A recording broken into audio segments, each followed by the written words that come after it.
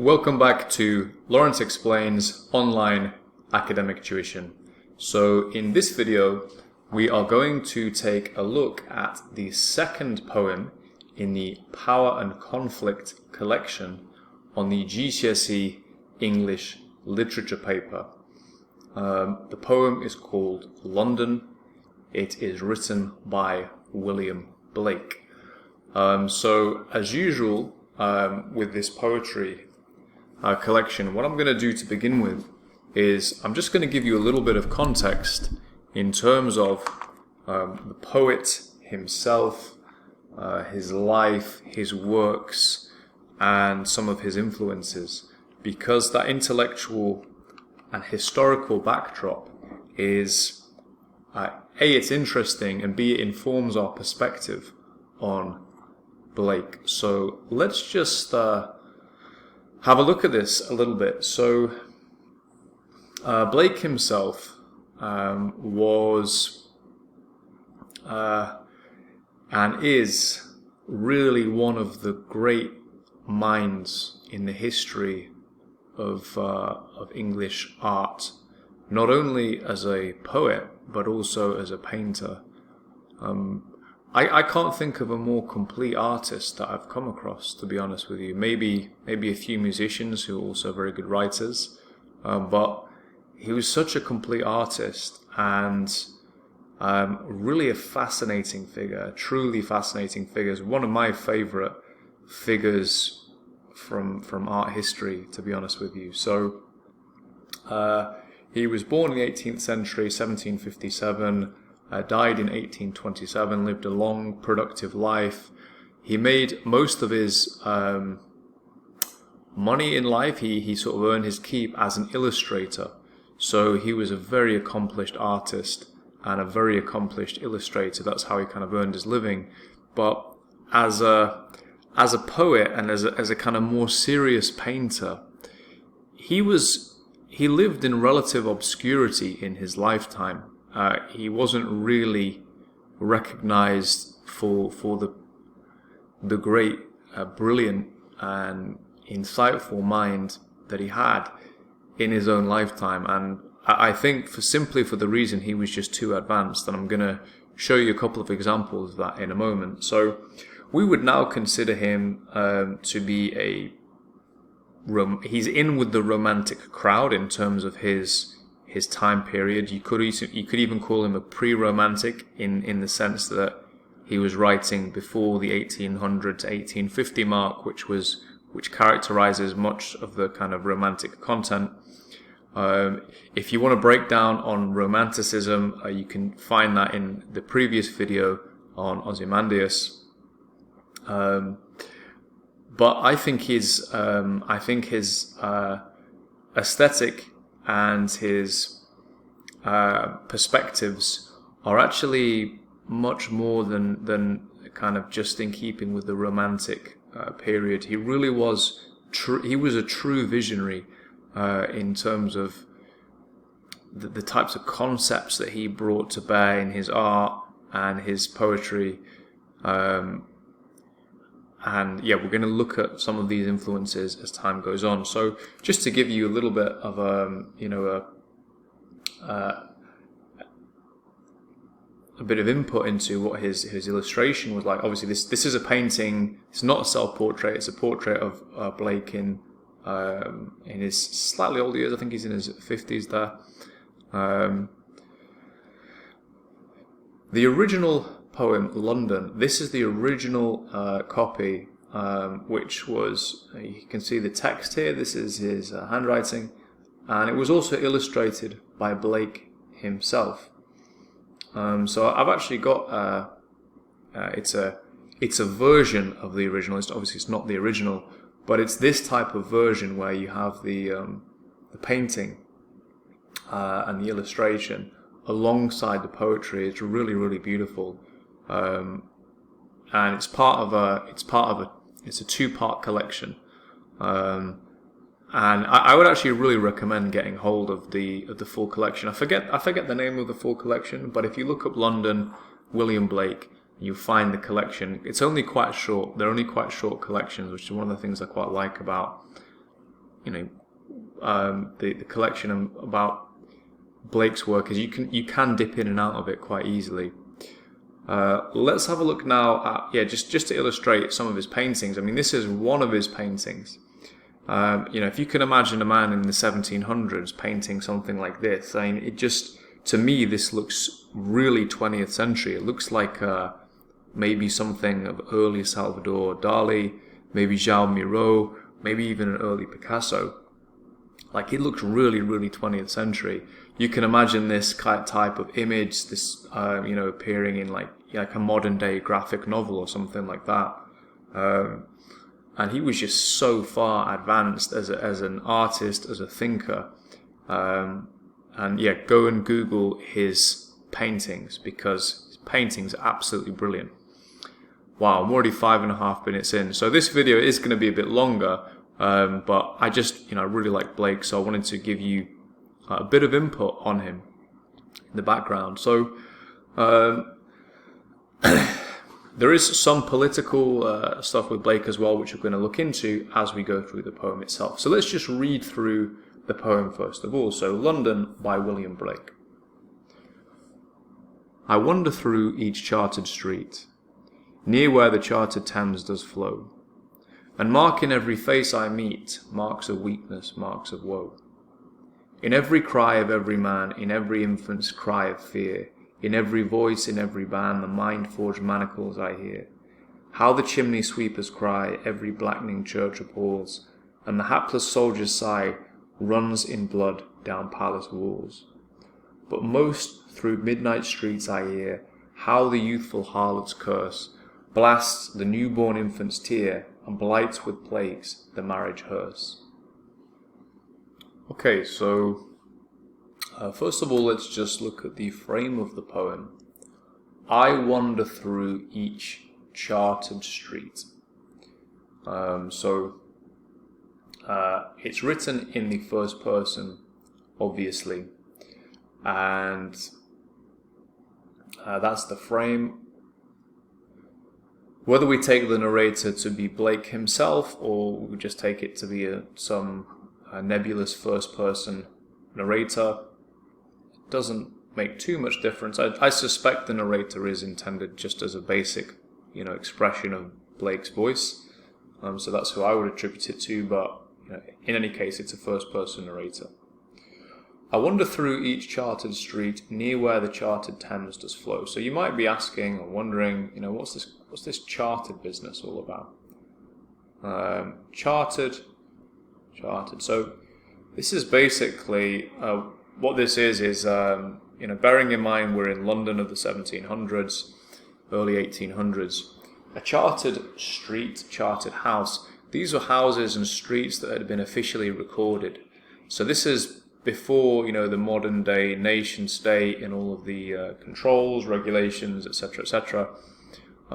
Back in this era, streets would essentially, to some extent, be spontaneously arising. You have people moving into houses and kind of slowly building up streets. A chartered street was one that would be officially recognised. Now, there was some city planning and all the rest of it in London, but there was also a lot of kind of more kind of impromptu urban development. So a chartered street is a officially recognised street near where the chartered Thames does flow. So there's a bit of a play with this concept here. He's kind of playing on this idea of the concept of being chartered.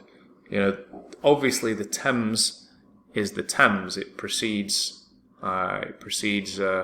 human settlement. It will exist probably long after human settlement. So he's kind of playing with this idea of chartered, and this is somewhat characteristic of the Romantics, looking at nature and how nature interacts with us, how nature interfaces with us. And mark in every face I meet marks of weakness, marks of woe. So initially he uses the word mark as in just basically to mean I see, I note in every face I meet marks of weakness, marks of woe. So we see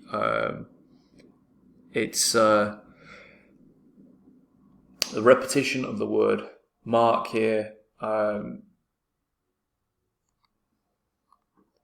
sense of resonance, and then also we've got the repetition of W here, weakness and woe. So we've got a kind of sense of resonance and musicality in the line, but he's looking into people's eyes, and he's looking at weakness, and he's looking at woe. Woe meaning sadness. So already this is so already there's something a little bit ominous about the beginning of the poem. So the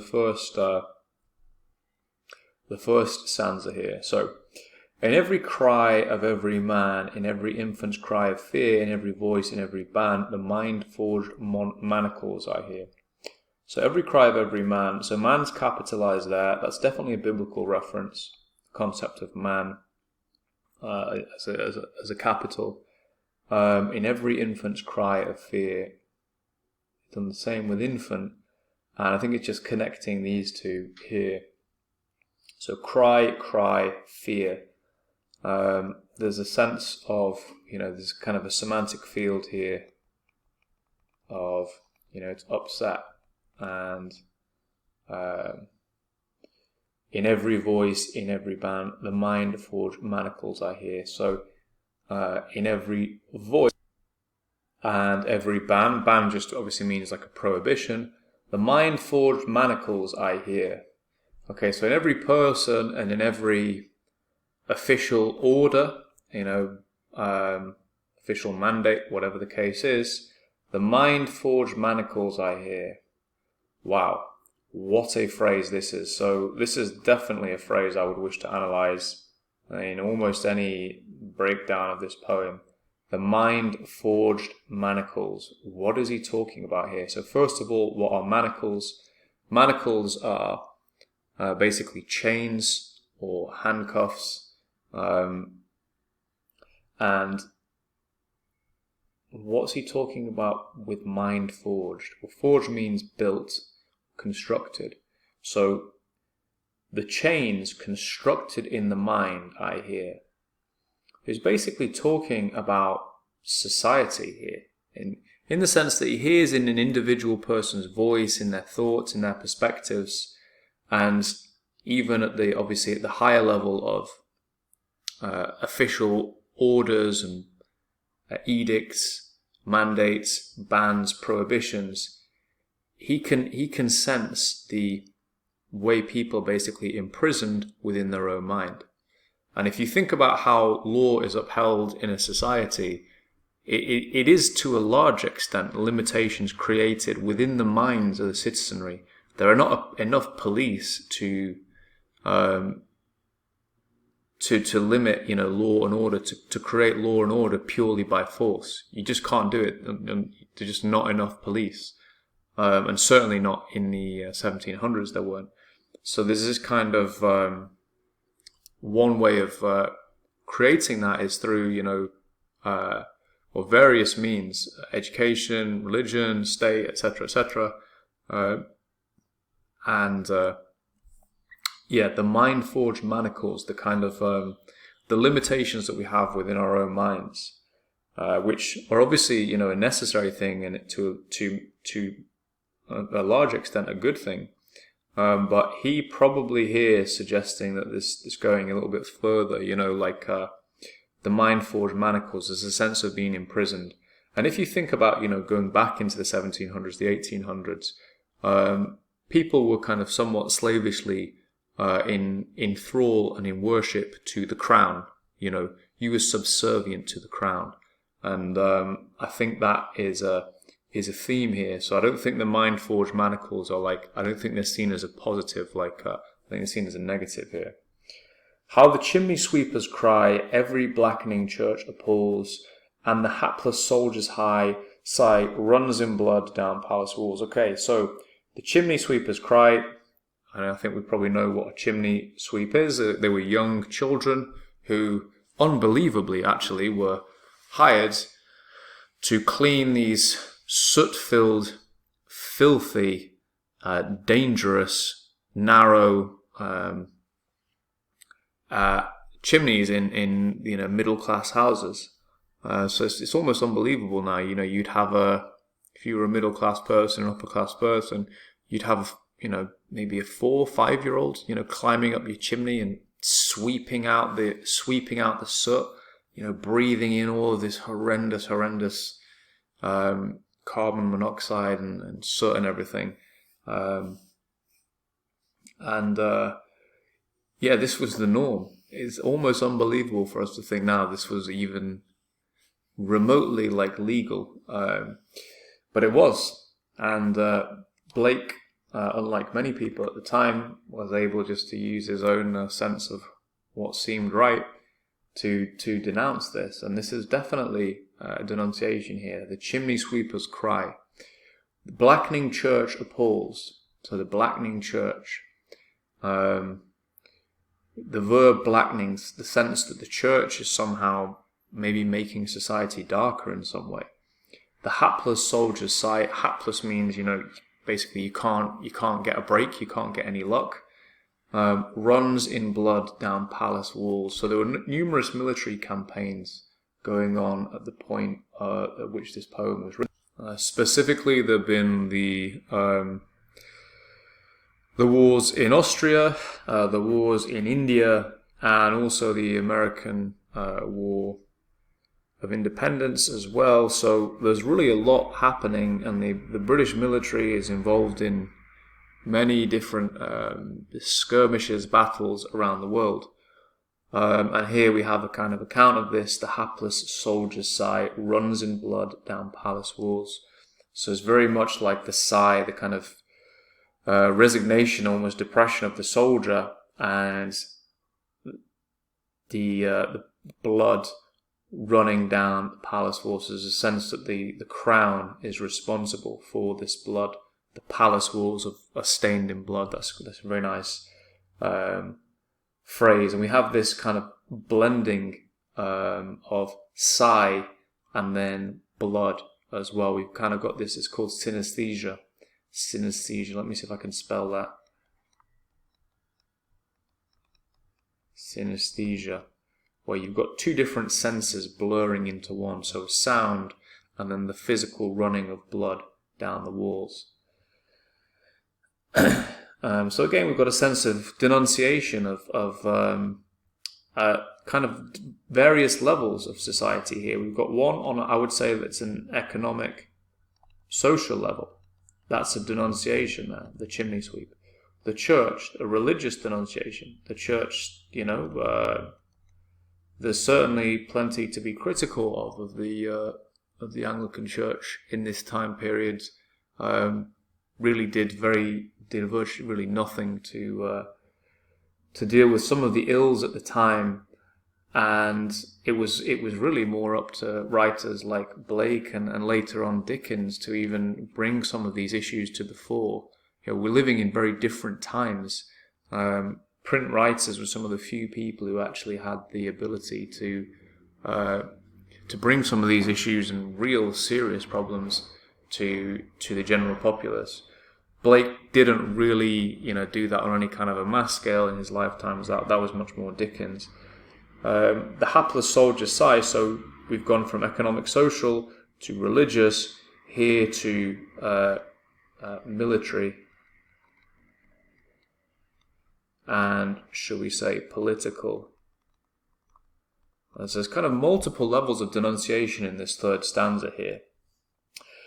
But through midnight streets I hear how the youthful harlots curse. So harlot, if you don't know, is prostitute. It's an old-fashioned word for it. Blasts the newborn infant's tear and blights with plague the marriage hearse. What an interesting stanza. So wandering through the midnight streets, the youthful harlot's curse. So the young prostitute's curse blasts the newborn infant's tear. So we have the concept, this kind of it's a sort of audio image of this youthful harlot cursing, roughly cursing, and the newborn infant hearing this. So we've got a kind of mixture and an elision of something that is considered, more certainly of the adult world, certainly something that is generally considered to be, quite dark, frankly, with young and innocent. So there's a kind of sense of corruption going on here. And blight with plagues the marriage hearse. What an interesting final line there. So the harlot's curse, blight with plague the marriage hearse. So again, we've got like an interesting concept here. A marriage and a hearse mixed together. So you have a marriage and a hearse obviously being for a funeral. You don't really hear those two mixed together very often. So I think there's a sense of corruption here. I actually wonder if Blake is sort of looking at so I wonder if he's looking at the Georgian era, his own era, and pointing out some of the hypocrisy here. So we know about the kind of sexual hypocrisy of the Victorian era, but it was equally present in the Georgian era, perhaps even more so. So there's there are lots of prostitution in London, basically, and this is something of an inconvenient fact for the sort of the British identity, I suppose, and so something he's bringing to the fore here. And there's a kind of sense that he's bringing corruption and put it in and kind of bringing this to our attention. And it's a youthful harlot. Also, this is someone who's young as well. So we've got a kind of sonorous effect here. We've got an audio effect here, curse, and then we've got this concept of the youthful harlot blighting the marriage hearse with plagues. There's so much in that line. In fact, some of it, to be honest, I would probably say is even a little bit beyond GCSE, what I would be actually willing to discuss on a GCSE video. So I'm not going to go too much more into that final stanza, but we see the use of capitalization through here, and it seems to be wherever Blake wishes to draw attention to a specific institution or a specific social issue, he capitalizes it within the poem. So we've got a number of things going on overall thematically through the poem. We've got his denunciation,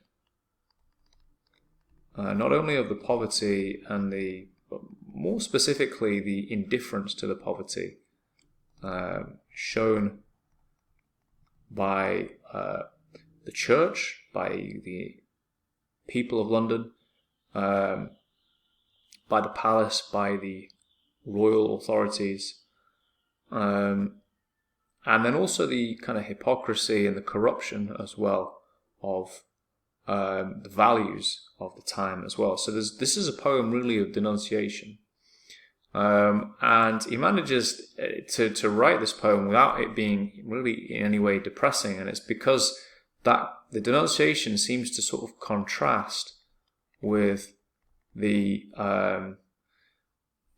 kind of strong rhyme scheme. It's an A-B rhyme scheme, and these very concise, well constructed verses. Most of the lines have between 7 and 8 syllables, and we've got this, this kind of quatrain of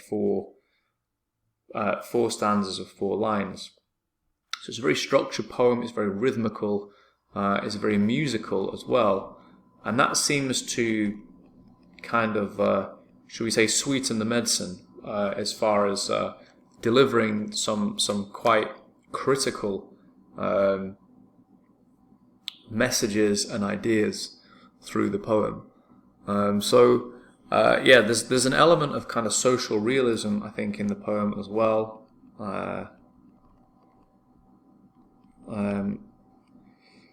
Blake has been described as having anti-authoritarian or anti-authority. He's been described as an anarchist or a proto-anarchist. People have different understandings of what that word means. In its pure sense, it means no ruler. Anarchy means literally no ruler. And certainly Blake is anti-authority. because he seems to be very aware of the of some of the corruptions and the immorality of the authorities of the time, which were specifically the church and the palace.